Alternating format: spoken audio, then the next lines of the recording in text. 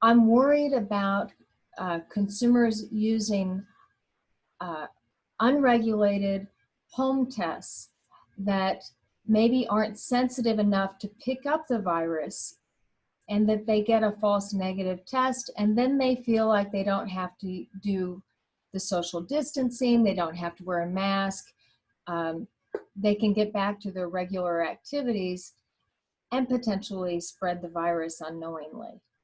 I also worry about antibody testing that isn't specific enough, that might show a patient has a positive test, that they've been exposed to the virus, but maybe that test isn't specific enough to the COVID-19 virus, and maybe tells that person that really they have been exposed to the common cold version of the coronavirus.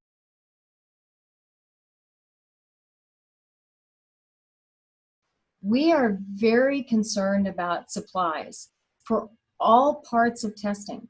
So this starts with the swabs that we use to collect the specimen, the viral transport media that we put those swabs in to take those specimens safely to the laboratory. We're also concerned about having enough of the chemicals, or the reagents we call them, to use on the instruments.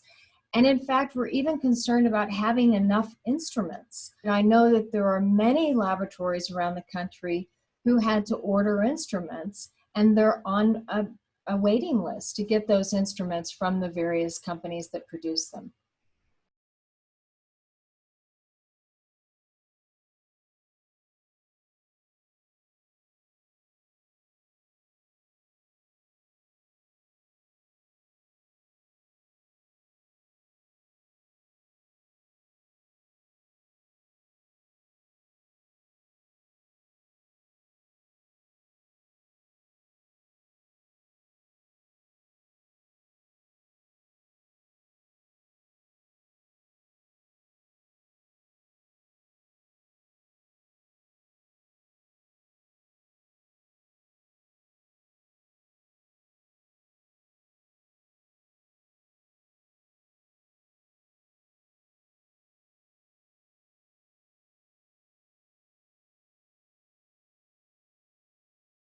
We're fighting an invisible enemy.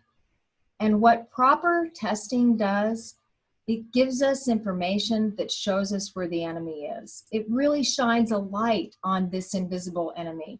And quite frankly, the minute we can shine light into the darkness, people feel better and they can think clearly, and we can put together a plan that will ultimately defeat this virus.